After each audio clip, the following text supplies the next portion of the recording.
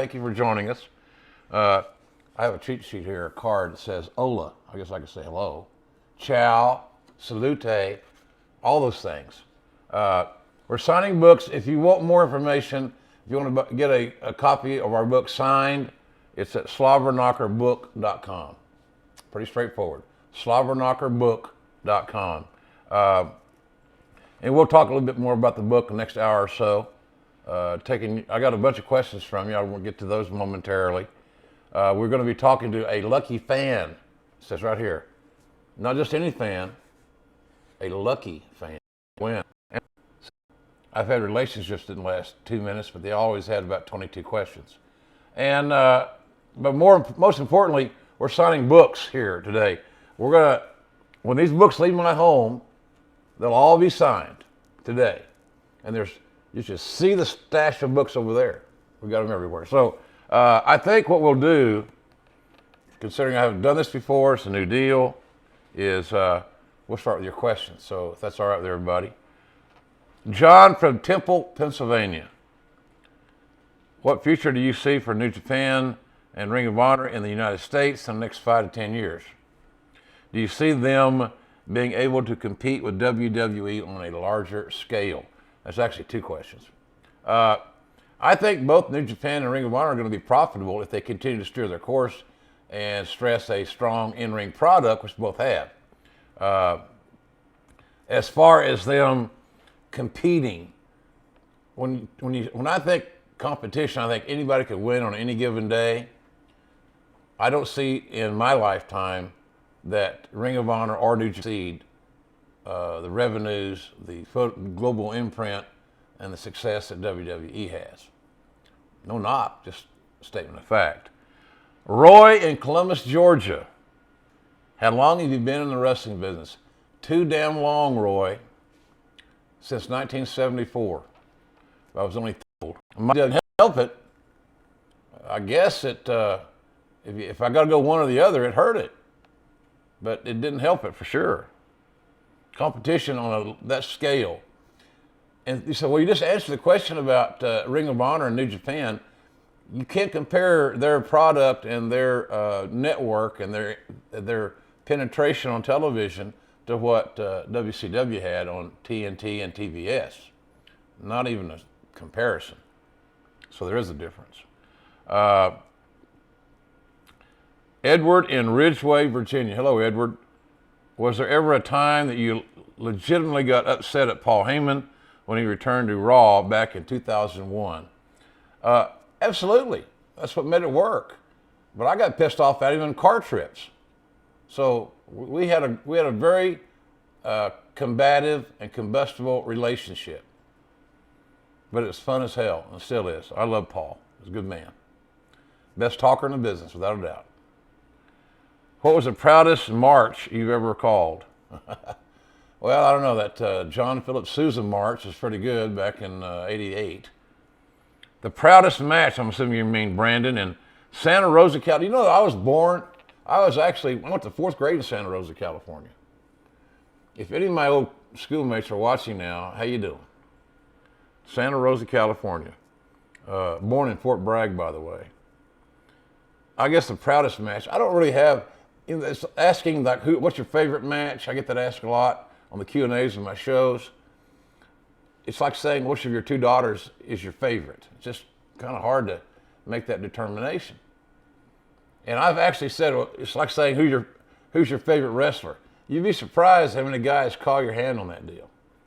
Hey, JR, I heard you said so. I thought we were this. Well, we are, but calm down. Christopher in Leavenworth, Kansas. He's there where his dad's doing 10 to 15 for armed robbery.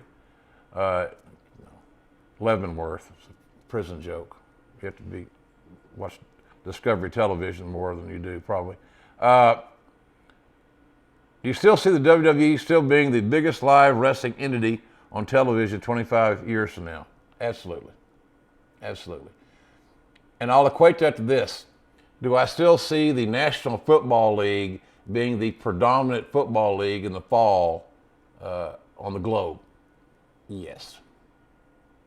Infrastructure, Their roots are deep. They're established. Doesn't mean other forms of entertainment, other spin-offs of that domain can't be successful. But to the level that WWE is and the NFL is in this illustration, no way. Howard in Wasaki, Wisconsin. I know I butchered it, Howard. I'm sorry. If you change any part of your career in wrestling, what would it be and why? You know, I wrote about that in the book, about a lot about my career getting into the business. I don't know what I would change, because everything I think happened for a reason, and I had a lot of challenges, as we know and we talk about. But that's part of everybody's life. We all have challenges. So it's not the fact, are you going to have them? The fact is, how are you going to react to them? So I don't think I'd change a damn thing, really. You know, poor me. Maybe I'd like to have been able to make more money back in the earlier part. You know, $40 a day ain't a lot of bread, all in. You got to pay your taxes, your road expenses, and take something home to the house to buy groceries and pay rent. Ain't a lot left over here. So maybe making a few more shekels back in the day, but it was good for me. Learn to budget, learn to balance the checkbook. Mike in Macedonia, Ohio wanted to know what I thought when Mick Foley was thrown from the Hell in a Cell. My first thought was, they killed him. I didn't see how any human could be thrown from that distance through a table and have the igloo floor in Pittsburgh break his fall. It's illogical you survive that. And he did. Of course, Mick's having, like this week, he had a hip replaced and his knee replaced. There's your results. All for the fans. Danny in L.A., Los Angeles. Which co-host did you feel brought out the best in you as a commentator? Paul Heyman was the most combustible, the most of a lightning rod. My smoothest, most comfortable, and I thought we did really good work together, was the King. Two very different people, but both in their world were spectacular. And I think that they both got the best out of me in different ways. But they had different styles. I was very blessed to be able to work with so many good partners over the years that helped me enhance my career.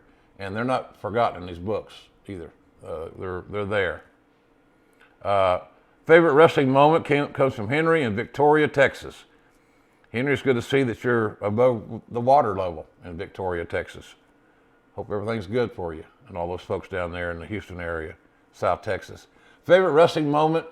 I guess, gosh, there's a lot of them, but one would certainly be being inducted into the WWE Hall of Fame in 2007 on a class that included Dusty Rhodes and Jerry Lawler and the Samoans, Sheik. You know, it was really a cool class. Nick Bockwinkel, just really neat. Mr. Perfect, for goodness sakes, great class.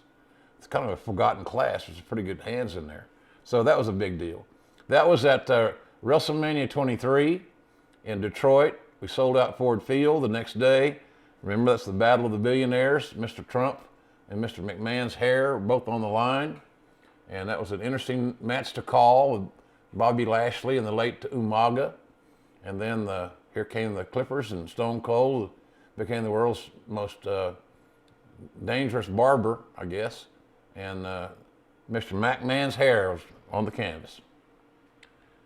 And the future president of the United States, I think, did he get a stunner for his trouble? Maybe.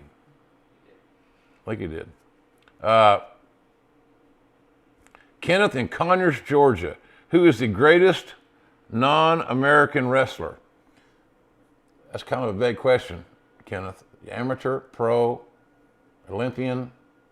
If you're talking pro, probably Kazuchika Okada. He's also on the cover of the new PWI magazine, PWI 500. He's the #1 guy in that magazine. But he's the New Japan heavyweight champion, as many know, obviously. He's really good, and a nice young man. We had a good time. I'll tell you, he went out with some established old school drinkers after the July 2nd event in Long Beach with New Japan, Access TV, and he hung shot for shot on the tequila. The fun fact is, get right here on Facebook.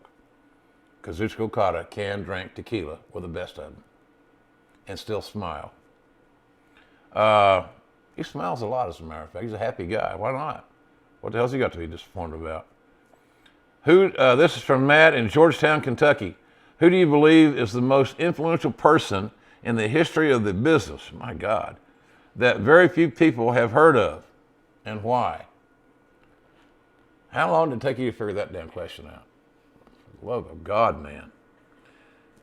There's no right answer, but you did ask for an opinion. So, I would say the most influential person in the history of the wrestling business is Vince McMahon. Look where the genre is now and how it's positioned globally in well over 100 countries and 30, 40 languages. Whatever it is, the numbers are astronomical. It's a huge footprint for wrestling. Who did that? Vince McMahon. So I would say, without a doubt, Vince McMahon is the most influential man in the history of wrestling. And I just told you why. He established a global network. This digital network is a big piece of business. And in the future, we're going to see more and more major entities going to digital distribution, just like the WWE network is right now. I just had our shows of the Mae Young Classic have been getting the top numbers on the network, which I'm proud of, especially with all the women that really put their heart and soul in that tournament. And I enjoyed being in Las Vegas this week on Tuesday night. Man, what a NASCAR fire drill that was. They do 2 hours of SmackDown live. We're out there in about a minute, maybe 30 seconds after SmackDown goes off the air. We're in our Lita and in our ringside seats to work. And then when we're done, we're swept off the deal, and we're met with the other announcers coming in to do 205 live. It was NASCAR, Daytona, baby. So it was a fun night, and congrats to Kairi Sane. She had a hell of a match with. I'm really high on Shayna Baszler. I really believe that she matches up really well with Charlotte. I think she matches up very well with. Who does she? Asuka. I think. Golly, I'm trying to think of anybody that's a fan favorite that Shayna wouldn't pair up well with. That big, rugged heel works, and she's very legitimate. No doubt about that. So good job, Mae Young. I was very happy for that. Joseph in Shelbyville, Indiana, would like to know what's the most common misconception about pro wrestling. It used to be, before the internet and social media and things of that nature got to be a big deal, it was only then the information flow was telephone, telegraph, tell a wrestler. Because we all know that the boys are the greatest gossipers in the world. And if they don't have a good story, what the hell, just make one up. You heard it here first. Most common misconception probably is that wrestlers don't get hurt. And that everything you see, there's a way, they know how to fall. Well, I like that one. Well, yeah, they know how to fall. Yeah, they do. When they're coming down the mat, there's this thing that they can do where it puts them in a certain fifth dimension. It's like being high on LSD or something. They can flip a switch. You can't see it though, it's invisible. But when they know where it is. But when they get rid of fall, they slow down. But so the naked eye can't see it. But they slow down and it doesn't hurt. Let me tell you, all that stuff hurts. Jesse in Lupton, Michigan. If you could have jumped to WCW during the wars, what match would you have liked to have called? First of all, there's no way in hell that I was going to leave WWE to go back to WCW during the Monday Night Wars. I was very emotionally and professionally and personally invested in that competition. And I was playing for the right team. So I can't even, to go back, what match did you call? They had a lot of good matches, no doubt about that down there. They had a great talent roster in WCW. But I was on the right team, playing for the right guy, with the right roster, that I had a hand in creating and developing and acquiring for the company. So I would ever know, that would be like you asking me, well, if you could be the head coach at Texas, who would be your defensive coordinator? Are you shitting me? JR be the head coach at Texas? Ain't never going to happen, obviously. Number one, I'm not qualified. Number two, I'm an Okie. And Okies don't coach at Texas. Unless you're Darryl Royal, then you save the program and make it big, and then end the stadium after Oklahoma. That's another story for another time. Andrew in Fort Worth, Texas. There you go. Segueing right into Texas. I'm a genius. What do you think of Mauro Ranallo? His passion and knowledge reminds me a lot of you. Well, aren't you nice? Mauro is hugely talented. A good friend. I love his work ethic. You know, he allows himself to be challenged and spread thin. But, you know, I think his work is his life by and large. So, good guy. And, you know, he's got some issues, some bipolar issues that he talks about and that he supports causes regarding, which I do too. Mental health's important. We have, a lot of us have family members that have mental health issues, and to some level. So, you know, Mauro's a good dude, and I wish him nothing but the best. I had fun working with him. We did you know, one match there in Brooklyn at SummerSlam at the Takeover event, and it was fun. He did a great job. He had four in a booth, and we still made it work, I think. So, but someday I'd love to do something with Mauro if it's ever in the cards, but we'll see. Always, that's what kind of keeps me at my age and my stage of life hooked to the business, to the ability to do new projects. I think it should go for all of us, whatever we're doing. Whatever you guys are doing out there that you do for a living, if you can add a little something to it, either make it better or take away something that you didn't like to do, but continue to change and evolve, you get better at what you do. And I used to tell talents that all the time. You can't rest on your laurels that you were in the main event of the last pay-per-view. That don't mean nothing. It means you're the main event of the last pay-per-view. This is business, entertainment business, sports business. Is business about what have you done for me lately? And more importantly, what are you going to do for me tomorrow? So I'm a believer of that. William in Tahlequah, Mo, where I went to college. I was good at Tahlequah. Then it was Northeastern State University, or NSC. Yeah, NSC, Northeastern State College. Now it's NSU. I don't know what the difference is, but still a higher education. Tahlequah. My first wife was from Tahlequah, as a matter of fact. She's probably texting me right now. I mentioned her on the air. Another check coming. During your tenure with Mid-South, UWF, what did you feel could be some moments that would define your career or personal accomplishments during that era? Wow. I don't know. Let me tell you what that part of my life did. It helped facilitate 2 divorces. Okay, but it saw both those early days saw the birth of my 2 daughters, which is the best thing of all. But you know, I don't know wrestling-wise if I did anything that was going to affect the business, with the exception, the obvious exception of negotiating the sale of the UWF to Jim Crockett Promotions, and on one of the bigger.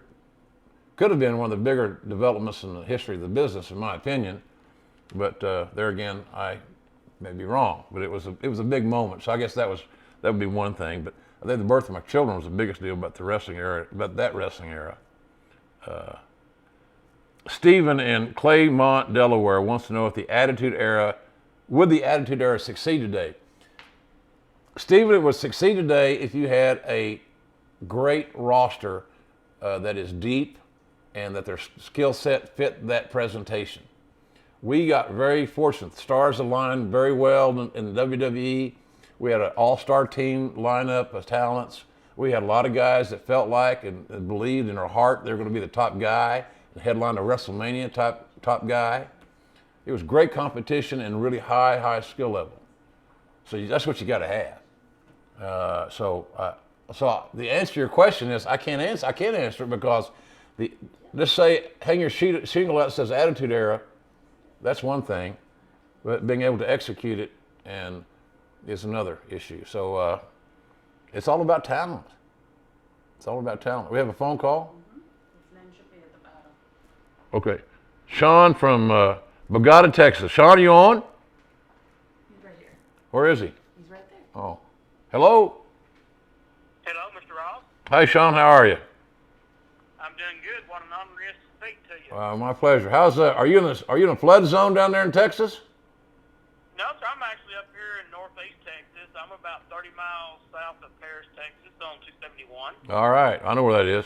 I know where you are. I figured you probably did. Oh, yeah. Yeah. I remember you all the way back from Mid-South days, and I've always enjoyed your commentating. I appreciate it. Thank you very much for joining us. You got a question for me?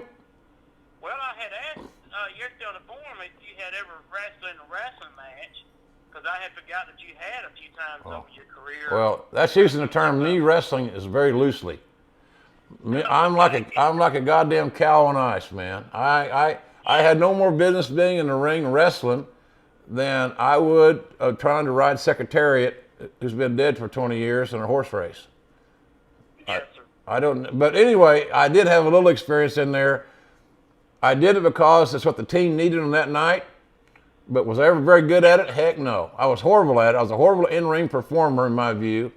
But you can't practice. You got to practice what you preach. And I used to tell the talent, it's all about the company. It's not about you. So I got to believe that same way. It's not about me. It's about the company. They needed me to do this, and so I did it, and we went on about our business.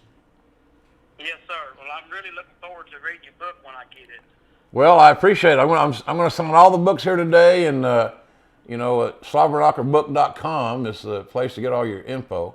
And they're telling me, Sean, that they ship these damn things all over the world. So if somebody's watching on Facebook or watch this after the live show, and they see it, all they got to do is it's a free site. Go to Slobberknockerbook.com and find out if there's any signed books left. So it should be good. Oh, that's awesome. All right, buddy. Listen, have a great day in Texas, and I appreciate you calling us.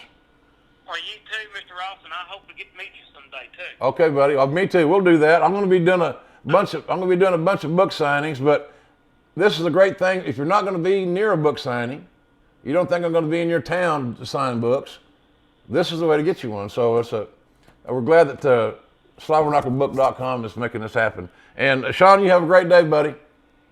And you too. Thank you so much, sir. What an honor. Bye-bye. Thank you. Well, there you go. Sean from Bogota, Texas. At least he wasn't in the flooding. Mike in we're going back to our questions here. Mike is in Middlesboro. I don't get that. Maybe Mike was drunk when he submitted this. I don't know. You're known for saying some amazing witticisms. Government meal, Slobberknocker, etc. Which of these is your favorite? Well, considering that my book is called Slobberknocker, My Life in Wrestling, considering that I was so bodacious in my marketing scheme to wear a Slobberknocker t-shirt today, my money is on Slobberknocker. And the fact, hey, look, I get a kick out of it. Every time these guys on ESPN or Fox do a game and they throw a Slobberknocker out there, my timeline on Twitter, @JRSBBQ, lights up. Some people legitimately think that when they hear that word mentioned by someone other than me, that I will get a royalty. And that if I know about it, it's like giving me a lead, so I can chase this down. That I heard that on Saturday you used my word. You owe me $3. Crazy. This is from Adam in Nelsonville, Ohio. I just got back from Ohio. I'm not going to rub it in. Had a great time in Columbus. 109,000 people, biggest crowd in the history of Ohio Stadium for a home opener. See my Sooners visit the mighty Ohio State Buckeyes. Had a great time. And I'm proud of my team for winning. Adam in Nelsonville, Ohio wants to know Dusty versus Flair. Who was better off the cuff when it came to promos? Anyone in the same tier as these two legends? Well, they were obviously damn good. The thing about the promos that we all remember, we look on the WWE Network, wherever it may be, where we outsource our vintage promos, that we have to remember is that these guys went out and did these promos with very little producing, very little direction. They were basically given, here's your opponent, here's when this airs, here's what you talk about. In other words, it's Dusty versus Flair in Charlotte on Thanksgiving night. Tickets are on sale now. That's what you got.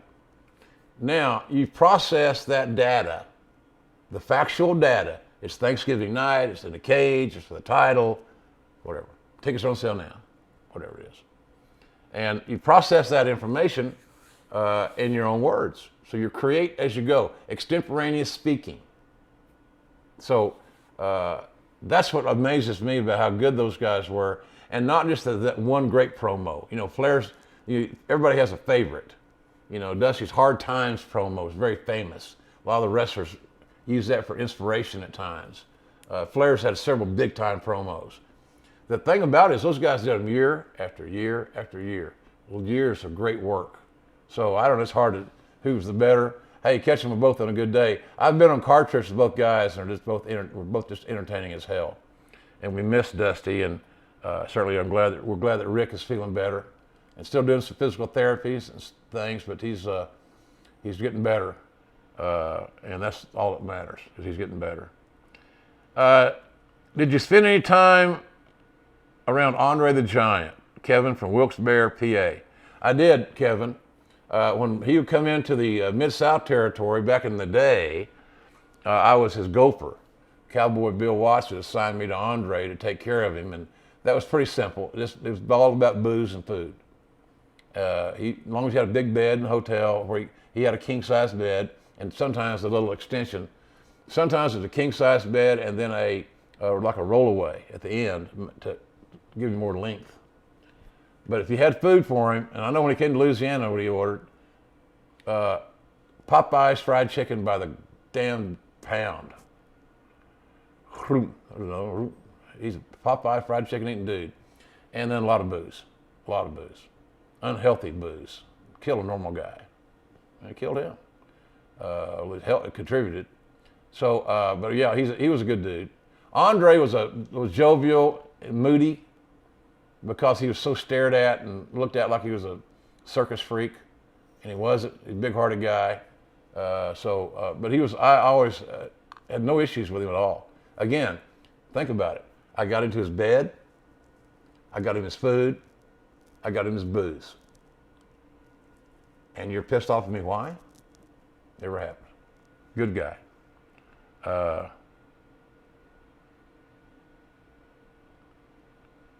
George in Apopka, Florida wants to know, which fears would you say you had to overcome?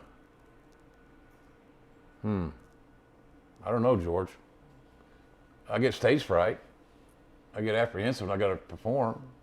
I still get nervous. I was nervous as I could be on Tuesday night in Las Vegas, even though I only had one match to do. It was a big match. It was a big piece of business. The finals of the Mae Young, but I still get nervous. I guess that's the big thing, just overcoming that. I've always believed this. The day that I start taking things for granted, and I quit working hard to prepare and the effort, and along with that would go no nerves. I'm cool now. It's time for me to say adios, because I just lose your edge there a little bit, and the audience is more discerning right now too.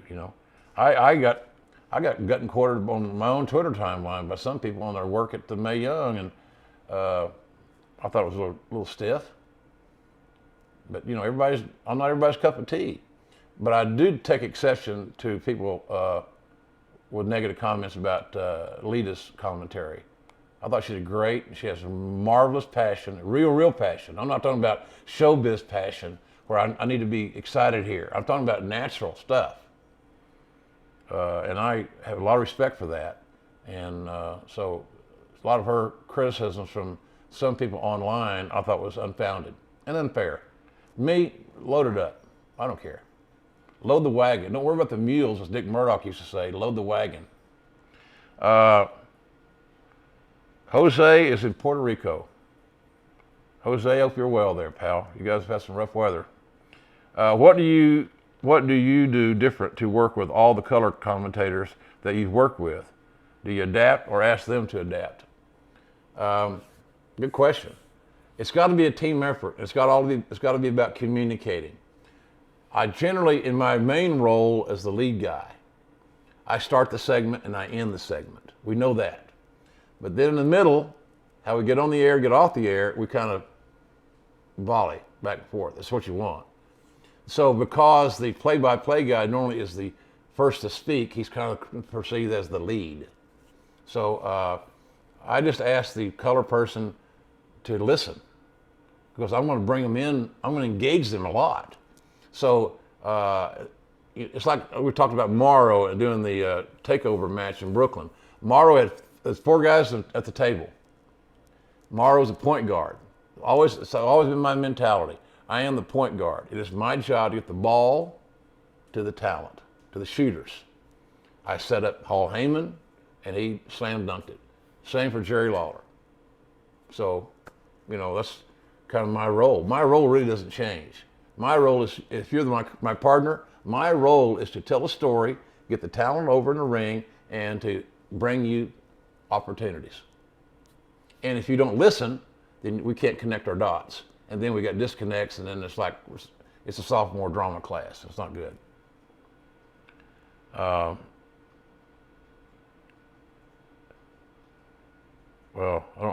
want to miss some of these death questions. It's all right with you guys. I've had enough death in my life this year. I don't need to be talking about Owen Hart's death, which is a heartbreaking deal. Can you only imagine? So we're not going to go there today. I'm sorry. Matthew in Loves Park, Illinois, wants to know who's the bigger star, Hulk Hogan or Steve Austin. I don't know how you differentiate that. Probably over the longer period of time, without a doubt, it was Hulk Hogan for the duration. Because what Hulk accomplished for years and years and years and years is pretty amazing. It's like that guy staying in the leading man role or the starting quarterback for your team, like Brett Favre playing 20 years in the NFL. They don't happen. So Hulk's longevity is marvelous, and it's to be commended. No one was hotter, more productive, made more goods, tickets, pay-per-views, created more income than Austin. So, but he didn't do it over the longest period of time. I'll just say this, if you're a booker on the territory, you had a chance back in the day to get either one of them on your roster, you ain't gonna lose. The John Wayne Cup. This shirt right here was out of John Wayne's personal collection when he passed away. His wife donated or provided the housekeeper some of his items. And so then she got older, and then I guess her grandkids or whatever sold some of her stuff. Anyway, my wife Jan bought this on an auction. It's one of John Wayne's shirts, and somewhere, I'm embarrassed to say, I had to try it on, right? So, Pilgrim, and I did. So there's a picture someplace. Maybe I'll dig it out. My wife took it. Then there's another picture, another shirt over there. That's a Calvary blue shirt, bib, double thing. So I got a lot of John Wayne stuff. I enjoy it. We're gonna okay. One more question, and we're gonna do our game. The game of life. I'm trying to find a question that's different. That might be good for everybody. Have we already gone through an hour? No, we got a little time left. We're good, aren't we? Yeah, 20 minutes. Well, there's a lot of great questions here, really. A lot of great questions. Travis in Waldeck, Saskatchewan. I want to get a Canadian. I've got a lot of good Canadian fans. And we told you about this book. I'm going to sign all these books before we leave. Every book when they leave my home today will be signed. And you can have one signed.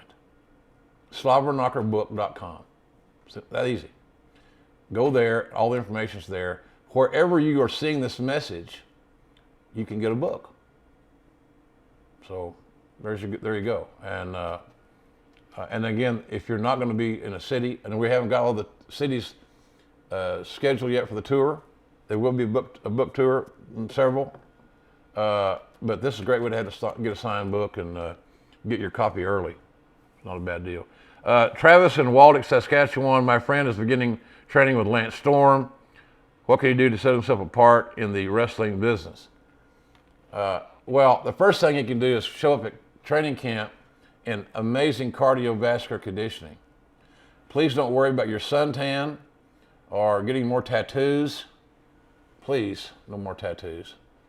There's nothing. I'm not so old-fashioned and that's an OG that I don't like tattoos. Don't like ink. It's just it used to be an identifier. Now everybody's got them. So you lost your advantage of having the ink of being unique. You're not. So just so you know, you're not unique anymore. But anyway, I would say get great cardiovascular conditioning. Don't have to go vomit. Don't have to quit. Don't have to pull yourself out of the drill. Cardiovascular conditioning is more important than how big your pythons are, or your tan, how deep your tan is, or whatever. So that's important. We have a game now we're going to play. I have my script here. 22 questions in 2 minutes. So, all right, I'm ready to go. All right. Who inspires you most?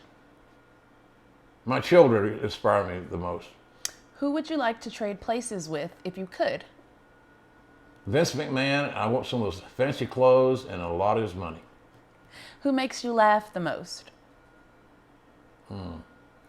I laugh at myself a lot, believe it or not. I'm a pretty funny bastard, and I can embarrass myself sometimes, but I would say me. Who is the most unexpected person in your phone? Most unexpected person in my phone. Wow. Probably, for me it's not unexpected, for somebody it might be, Stone Cold. Yeah. Who's the last person you called or texted? My yard man about football tickets this weekend. I got 4 tickets for him. He's going to use them. All right. Who is one fictional character you'd love to date? To date? Wow. Wonder Woman. Are you kidding me? What's the last book you read? I've read a lot of books. I think the last book I read was, oh my goodness. Somebody sent me a real good book. It was a wrestling book, and I've been so immersed in getting this done that I haven't read a book in about 6 months, but it was a wrestling book. It might have been a Mick Foley book, I'm not sure. What one thing do you need to have in your fridge at all times? Milk does a body good. What is your favorite pastime? My favorite pastime, all things revolving around Oklahoma football. The practices, the games, travel, everything. And that's my big passion, especially, obviously, this time of the year, it's it. All right. What is your secret snack? Oh, God. Oh.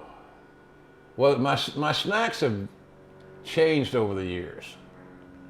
Today, my secret snack is jalapeno pineapple hummus and blue corn chips. All right. What is the last album you bought? Oh my God. The last album I bought was a signed album from all the original members of the Eagles. It hasn't been played, but the album is here. But don't rob me. What item would you love to get your hands on if it went up for auction? Wow.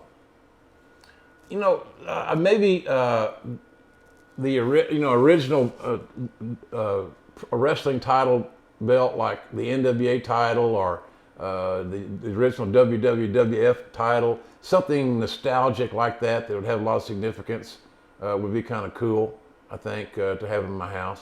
Yeah. What's your biggest pet peeve? People that don't keep their word. Okay. What's your favorite pizza topping? Well, I'm a carnivore. You can't tell that by looking. I'd say either probably sausage. What's the last movie you saw in theaters? Oh my God. Television. I don't know what this says to the movie business, but TV and video on demand kind of wrecks the damn movie going for me. I mean, I'd rather sit in my chair in my underwear and watch a movie as to get dressed and go to the theater. And plus, my snacks are less expensive. I think actually, it might have been Ted. That was a Something good as one. silly as Ted, maybe the last thing I saw. What color is your toothbrush? White. Do you have any hidden talents? I don't think so. I don't think I have a one redeeming social quality. I'm kidding. I don't know. I used to keep, one of my hidden talents used to be writing, because they didn't have a forum for it. And we've had 2 New York Times bestsellers, hoping to make this the 3rd one. But this by far was the hardest thing I had ever written. But it was even harder to read the audio copy of the book. Challenging. So hidden talents, we used to say it used to be writing. Now when somebody reads this book, they may say that talent is still hidden. But I'd like to think that might be something that was on the list. Are you a morning person or a night owl?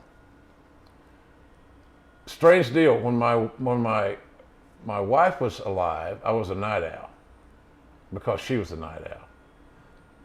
For some reason, when she left us, I became a morning person again. So I am currently a morning person. Not that I'm bragging about it, but I'm a morning person. What cause is dear to your heart? A lot of causes are dear to my heart. Probably right now, the most sensitive one would be organ donors. When my wife got killed, within about 24 hours of her official death, she had saved 4 lives. So I've always been I was very proud of her for that, and she had been proud of her that happened. She was a big proponent of that. So I'd suggest organ donor is a big thing. Okay. What is the last gift you gave or received? I gave somebody here lately a 4-pack of our sauces. They got 2 jars barbecue, ketchup, and mustard, and some seasoning as a thank you. And where do you want to go that you've never been? Where do I want to go? Well, I've gone crazy. I didn't like that. I'm back from that deal. I want to go to where the water's clear and the beaches are clean and peace and quiet. But it seemed like all that stuff right now has been blown away by a damn hurricane or something. But something like that I'd like to do.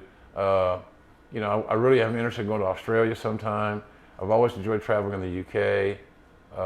Love Ireland for some reason, because I guess The Quiet Man, John Wayne again, is my favorite movie, and it was filmed in Ireland. But I think I'm kind of drawn to the beachy, warm weather, serene, laid-back man type deal. Okay. Last one. How do you take your coffee? I take my coffee black with a stevia. I am a stevia guy. I don't use the aspartame and the sweeteners. My late wife, another lesson she taught me, don't use that, and I use stevia or monk fruit. Don't ask me, I don't know. What the hell do I know? Look at me. But coffee black with that's it. Simple. All right, that's it for the game. All right, we're gonna ask some more questions, or Sign some books, whatever you'd like. we can sign some books. I'm glad. This is Joseph in Brooklyn, New York. What happened to your football career? You were a 2-time all-conference player for the Yellow Jackets. That's my high school. I was, Joseph. But when I got out of college, I found that there was no demand for slow white guys in the offensive line. And when you're 6 feet and weigh 205, not a big demand for linemen that size. So I had some success, but it was I was lucky, but I loved it. Hey, it was one of the, isn't high school some of the greatest times of our lives, really? I think so. You know, when you buy these books, you can get a very vivid signature here, and I'm excited about this. You want to show them your signature since it's so nice? It's a great signature. I'll do this one here. Hold on. What are we doing with these? That's good. The challenging part about this book is so personal. You know, I haven't lived an ideal life. And I don't say that out of defiance or what are you going to do about it? Not even there, not even close to that. Is that my phone?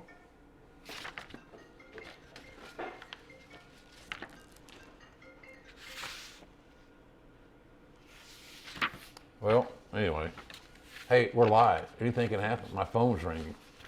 And it rings on the iPad. Oh, I was going to show you my signature here. There you go. Here's what it looks like. Nice and vivid, I hope. I spelled all the names right, didn't I? It's a cool thing when you're doing autographs, you only got 7 letters in your name. I love that. So, it's good. But the book is interesting. It starts, you'll find out a lot of stuff you probably didn't know. And, but it's all true. It was hard to read, hard to write.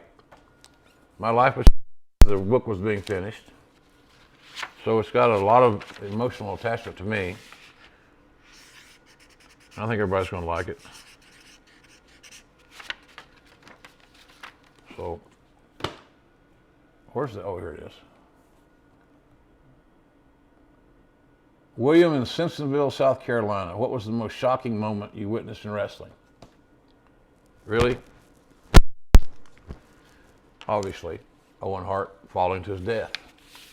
How could anything in my life, in that regard, be more shocking than that? You know, we had that was such a chaotic night, you know, to say the least.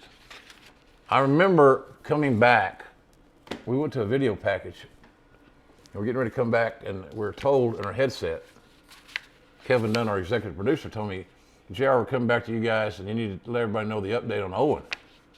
So I hit the talk back button on my box, and so only he and I are then communicating. And I said, I don't know what the update is. Nobody's told me. So in the chaos, the folks in the back that were supposed to tell me at the gorilla position what was going on was off the headset doing other stuff, which I understand. But we didn't have the information. So he told me, he said, well, he's dead. And you're back in 10, 9.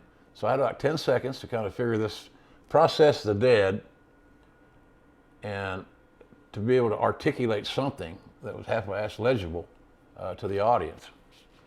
And I have never gone back and watched that tape.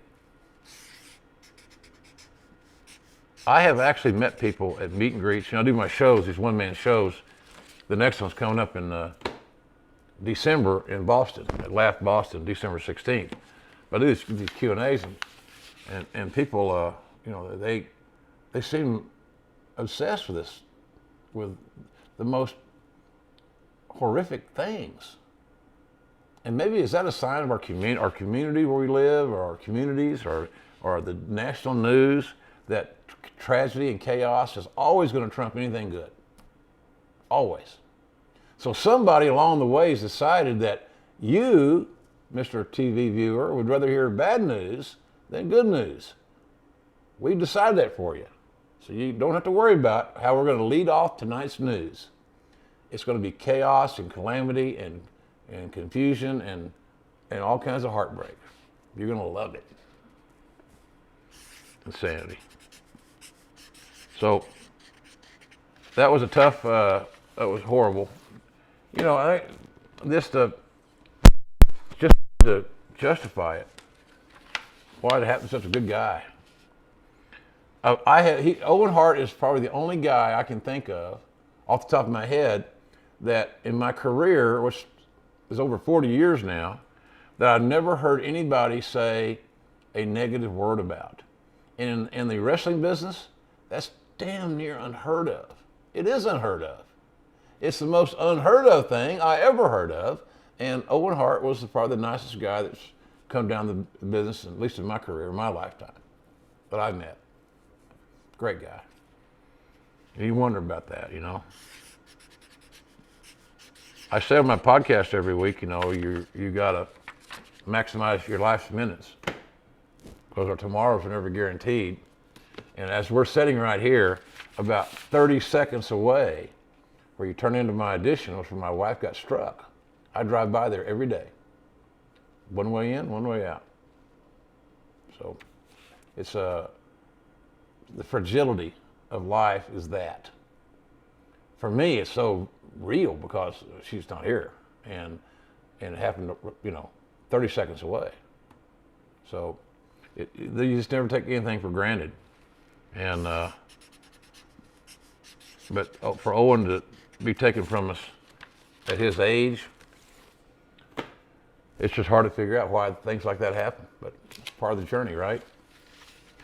The thing about life is real simple in my view. And boy, I simplify a lot of things nowadays.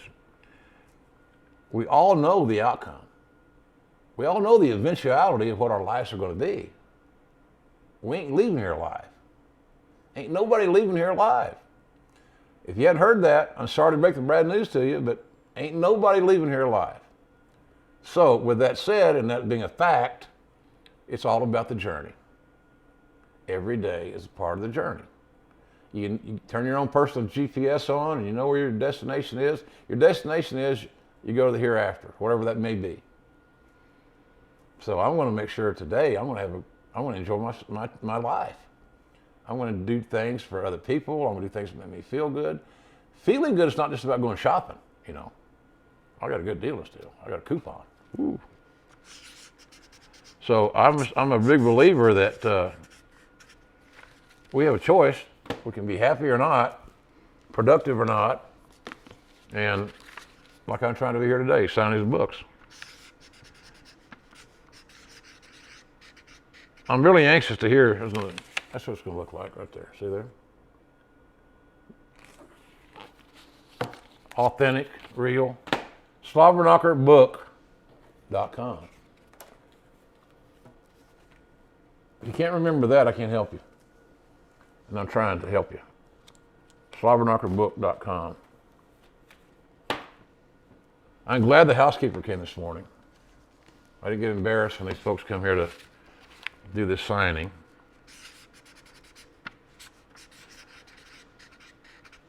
And that's all good. We got books. I think this book's going to do well. It's not really a wrestling book. Is it about a wrestling guy? Yeah, of course. Proud to say, I'm a wrestling announcer. It's not always been a good moniker for me. It's not always been great for my career advancement in other areas. But I have no regrets, none, zero. Gosh. But it's been a really interesting story about what one can do if you just don't quit and you find out where you perceive your gifts are that the good Lord has blessed you with, and you use His judgment and His as the architect of who you are and take advantage of it. I was a good talker. I had two grandpas that used to spend hours with me because I was the only child. I got all their time. And those two son of a guns could tell stories, boy. They were awesome. And I like to think that the acorn doesn't fall far from the tree. So that's how that came about. And then, when you're your only child and your dad says, Mom and Dad, my bedtime was 8 p.m. And on the weekend, under certain circumstances, I got to stay up a little bit later, but 8 o'clock. And so I got this great gift for Christmas one year, a transistor radio with an earplug. It wasn't fancy now, it wasn't Bose, it wasn't anything cool. It wasn't Beats by Dr. Dre. It wasn't nothing by nothing. It was Walmart by Walmart, I'm guessing. And anyway, it had one plug, so I could put the plug in my ear and put my head on the pillow so they couldn't see that I was not asleep, and that they thought I was asleep. I was faking it. And I'd listen to radio station KMOX out of St. Louis, to Jack Buck and Harry Carey, two of the great storytellers of all time. Because radio, when you hear a great radio broadcaster, they probably have a higher skill set than most TV guys, to be honest with you. Because radio is the theater of the mind. What blue is it? Oh, the skies are blue today in St. Louis. Clear, light blue skies. The trees are green. They vividly they painted the picture for you. And I thought that was just amazing. So that's what I wanted to be when I was young. I'll be one of those guys that wore nice clothes to work, like a suit. I want guys that were making money, that weren't picking up rocks and baling hay and milking cows and things I was doing on the farm. The old expression goes, you don't knock a farmer. If you don't knock a farmer, especially, and then don't talk with your mouth full, something like that, because the farmers provide our food for us, and that's something we should never forget. But it's never something I wanted to do. I knew what I wanted to do. I wanted to travel. I wanted to be a sportscaster. So, and God, I didn't have no knowledge that was ever going to be in wrestling, which really isn't mainstream sports. Obviously, it's entertainment. But there's enough athletic element in the pro wrestling to let it fit on that shelf to a large degree. In other words, the most stupid thing somebody could say, and I'm not sure many of you will agree with me, is to say that pro wrestlers aren't athletes. What? So you get a guy like Kurt Angle, wins the Olympic gold medal in 1996, first American to win a freestyle at 220 pounds. He's a great athlete, right? Absolutely, he's a gold medalist, yes sir. But when he came to pro wrestling, he ceased being an athlete. It doesn't work that way. So pro wrestlers are great athletes, and today, because of you guys and your knowledge and your background information, like I said, you have discerning taste. When I get my ass taken to the woodshed and get verbally whooped by people because I didn't know the name of a hold or something on a show, or I didn't overwhelm them, and I used to kind of aggravate me. I read something about that the other day, that I was putting together a string of forgettable broadcasts on the Mae Young tournament. And I'm like, geez, really? Was it that bad? Huh, I guess I got to work a little harder. But then somebody said, well, who wrote that? I said, I don't know. Some guy that writes for a newsletter. I don't know him. So is he credible? I don't know. So what are you worried about? I don't think I am. It's just kind of funny. I thought it was kind of clever wording. JR's put together a string of unforgettable performances. Well, thank you. Thanks for watching all those unforgettable performances, and maybe I'll do better next time for you. It's challenging. The business used to be so much simpler. But I'm not complaining. I've had a great time, great run. I'm looking forward to going back to LA soon and doing some more voiceovers for Access TV with Josh Barnett. We've done a ton of the G1 tournament. I think we have the final left, and then subsequent matches after the G1. So I'm looking forward to those. Those airs, of course, many of you know, on Friday nights on Access TV. They're not on every cable system, Access TV. It used to be called HD Net, owned by my good friend Mark Cuban. Now, he should run for president. But I enjoy working with Josh, and I enjoy the athleticism and the presentation of New Japan's fun. Their fundamentals are still solid, and I like the intensity of the guys. So it's a good thing. I guess in a perfect world, Josh and I would be like, have the luxury of doing the matches live, like Kevin Kelly and Don Callis do for New Japan World, and they do a great job, by the way. But that's not how we're cast. We're not booked that way. We're booked to go to LA, go into a room and watch them on TV. So what I try to do to make that as good as I can is I don't watch the clips of them before we voice them over. I don't know the sequencing. I don't know the tone, the pulse of the match. Unfortunately, because of the publicity you get, or they get, obviously, is you know who won, but that's not a big deal. So we try to keep it as natural and as spontaneous as we can. But in this book, it's good. You know, I think you hear about some issues I had. You know, I had some issues with the big thing right now is opiates. I had my issues with opiates. I talk about it for the first time in this book. And I battled through them, I'm proud to say. But there was issues there. And primarily affiliated with my sleep apnea. Man, I'll tell you what, if you're a partner with somebody or you know somebody that they go, well, those deals, they got sleep apnea, I bet you. And what happens is they die. Your heart can't just keep doing this, and you got to have air. And that's what killed Reggie White, my good friend, the NFL Hall of Famer.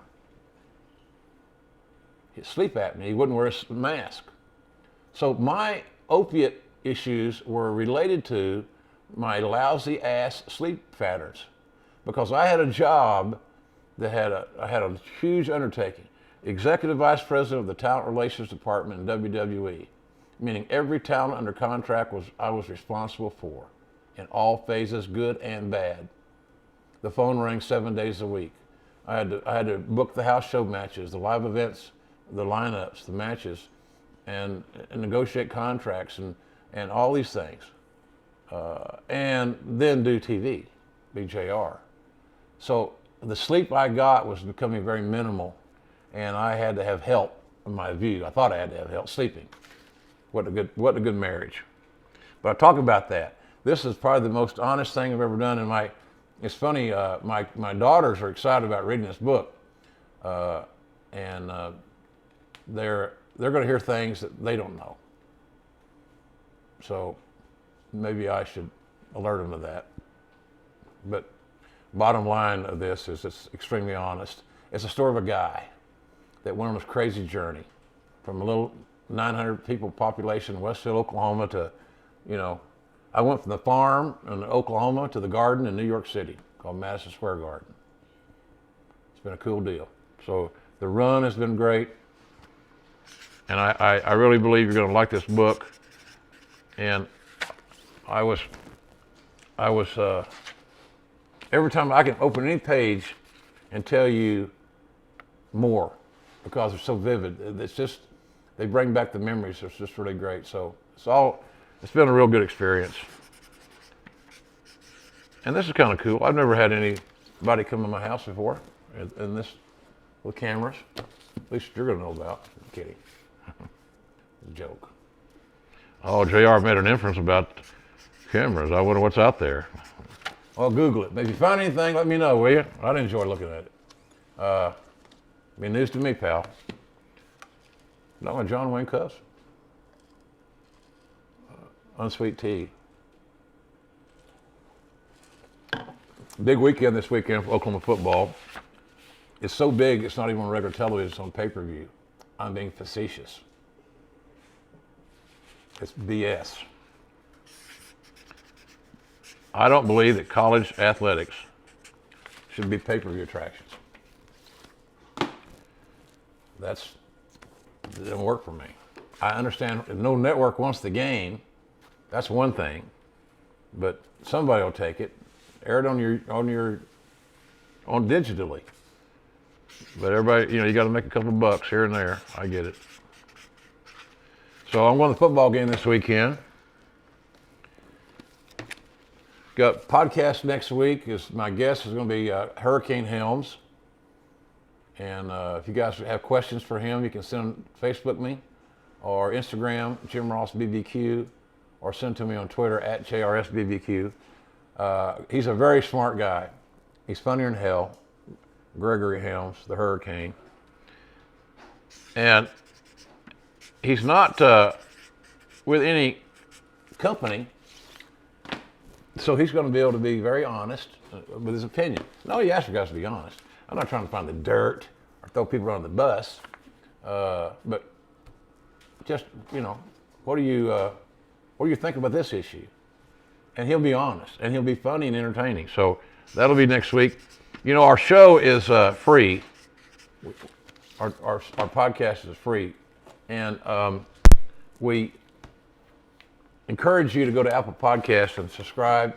It's free again, no money out of your pocket. The Ross Report's what it's called, and if you can think about it and are so inclined, it'll take you about a minute, but it's a big deal to us, is to leave us a 5-star rating and a comment.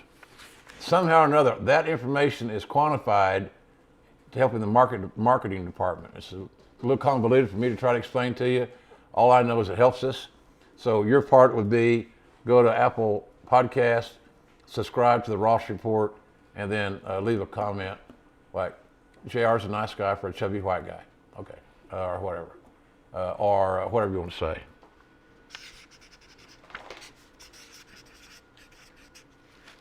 I was told, why are you signing those in blue? We talked about that earlier today. Allegedly, a blue Sharpie signature will last longer and stay vivid longer than black. I don't know that to be fact. It could be a wise tale. But apparently I believe it because that's what I'm using. So when you buy these books at slobberknockerbook.com, you will see blue. You'll know it's real. And you'll say, JR signed that to his house. I watch him on Facebook. I might like this Facebook deal. I may want to do this again sometime.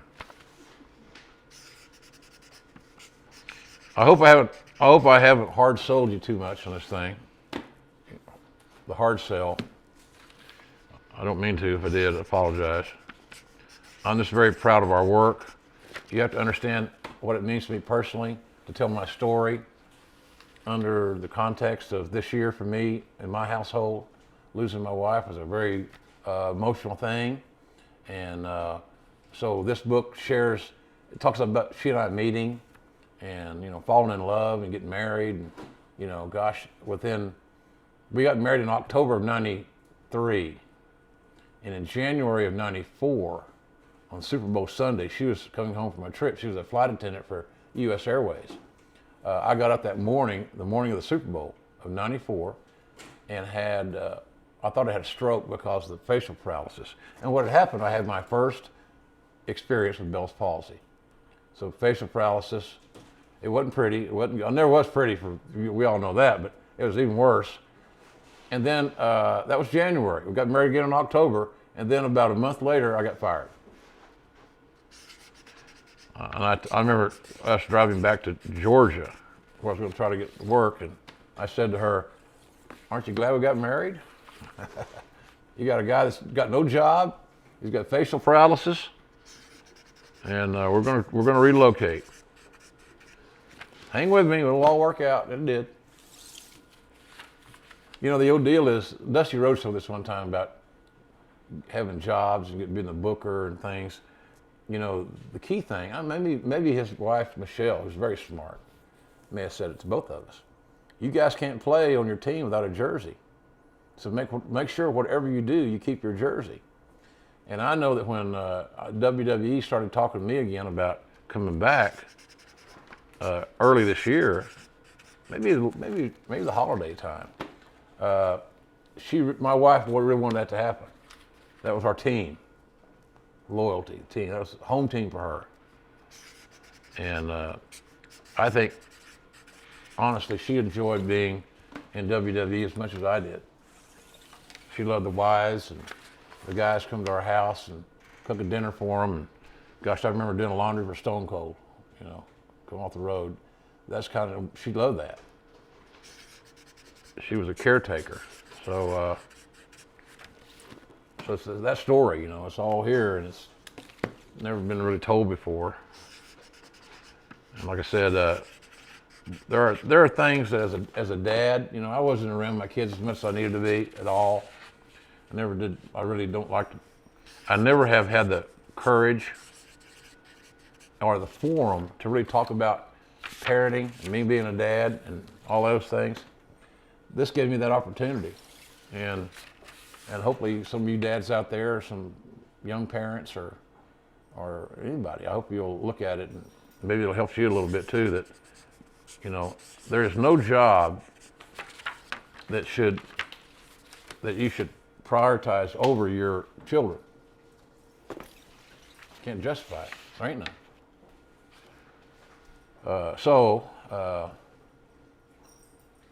There's some regrets there.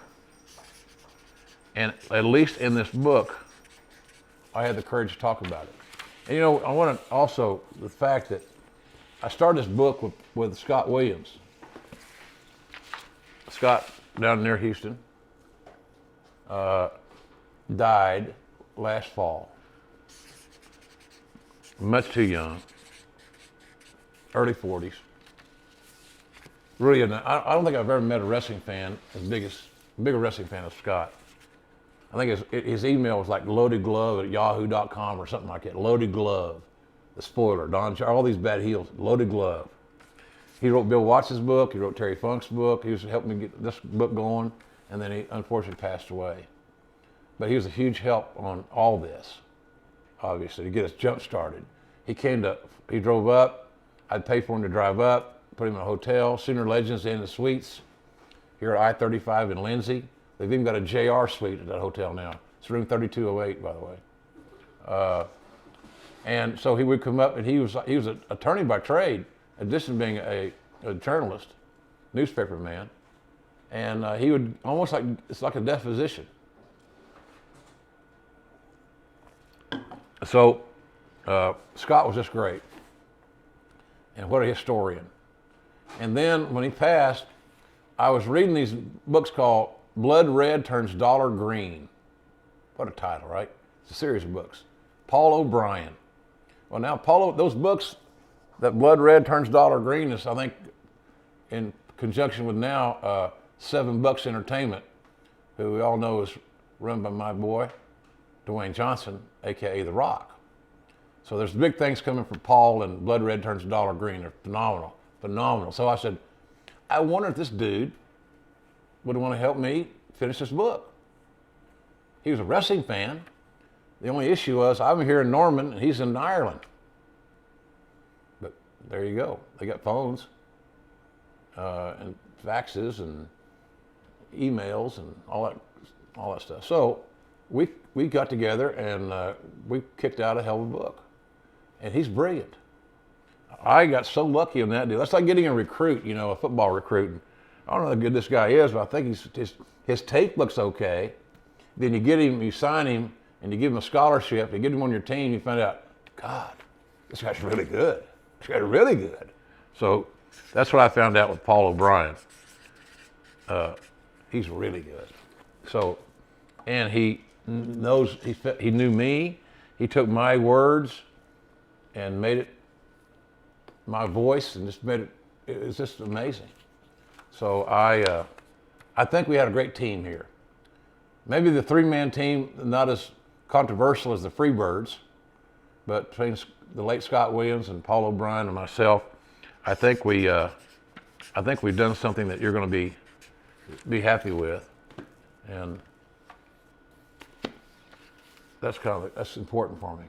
And it's also important not to just do a book about kissing everybody's ass and trying to get over and all that stuff. It's real. You know, I probably need to kiss some ass more at times. I sure need to be at home more with my kids. But when you got a daughter from one, you know, you got daughters from broken marriages. It's just hard getting everybody on the same page sometimes. And I'll take all the heat on that. I'll take all the responsibility in that deal. So it's an interesting book about life, lessons. Slobberknockerbooks.com.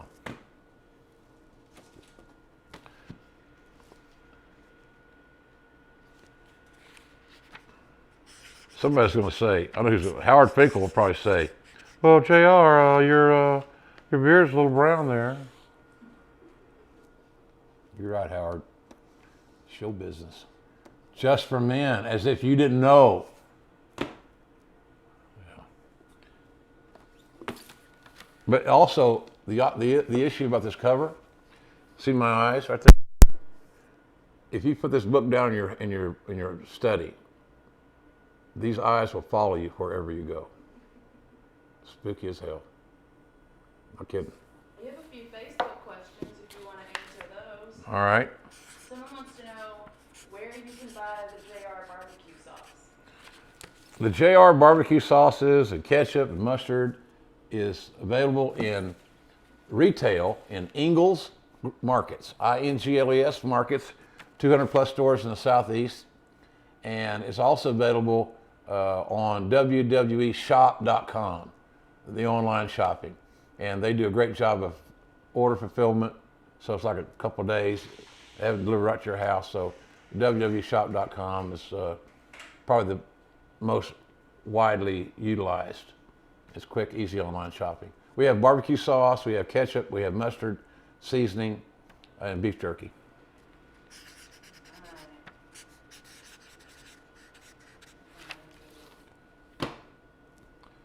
Facebook questions. Isn't that amazing about social media? That's it.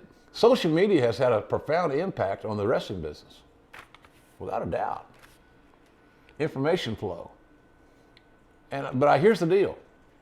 I believe we could say that social media has had a profound impact on everything. Because information is power. And you give some people a little information and they feel mighty, mighty powerful. I coined this phrase, keyboard warriors, because some guys are just badasses on that keyboard, baby. They gut and quarter you.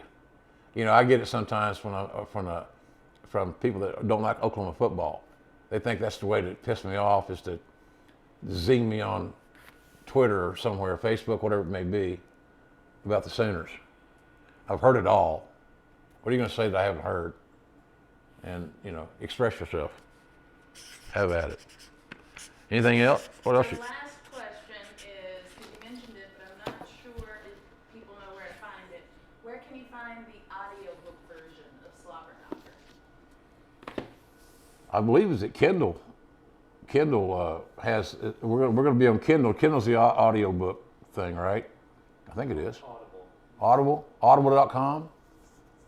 So, but it's out there. I don't know. We need a clearinghouse, and we're going to have that on my website. If you guys will remember, I have a website. I don't tout it a lot. I tongue in cheek say it's the world's loneliest website because they don't have a lot of visitors. It's not that bad. jrsbarbecue.com.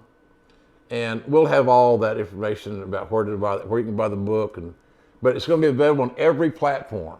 Every major platform that sells books will have this. Audio-wise, on the shelves, the whole 9 yards. And again, everything I signed today in this blue Sharpie is available at slobberknockerbooks.com. Is it Slobberknocker book or books? Yes, book. Slobberknocker book.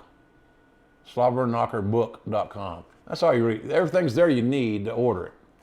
And I get them quick because I don't know how many got signed today, several cases, and once they're gone, they're gone. Simple as that. What else we got today? Are we good? Hey guys, thanks a lot for checking in. I'm glad you got to stop by my house here in Norman. And it's the first time visitor, obviously, unless you know something I don't know. No, I'm kidding. But good that everybody came to Norman today. And it's a beautiful day here in Oklahoma. And our thoughts and prayers are still with the folks that are hurricane damaged. And we are thinking about you. And I was surprised to get some questions today from areas that have been affected by the hurricane. So I'm glad you're up and about and communicating. And we wish you the very best. And again, I really opened it up here in this book. I mean, it's about as raw and as honest as it can be, but I think it has a happy ending because we're all here talking, right? Every day above ground is a good day, folks. Trust me. It's not an old guy thing. It's everybody thing. Again, We all know the eventuality of every life here. We all know. So it's all about the journey. And this explains a large part of my journey. And I'm not through walking. We're not through traveling. We got a place to go. Oh, by the way, we have pictures in this book too. This book has pictures. Some pretty good stuff, as a matter of fact. So, in any event, I really appreciate you guys coming out, stopping by, and joining us here on Facebook. Remember to follow me on Twitter at JRSBBQ. And I'm glad that you were here today. Enjoy the book, and I hope you come back and see me. Thank you very much.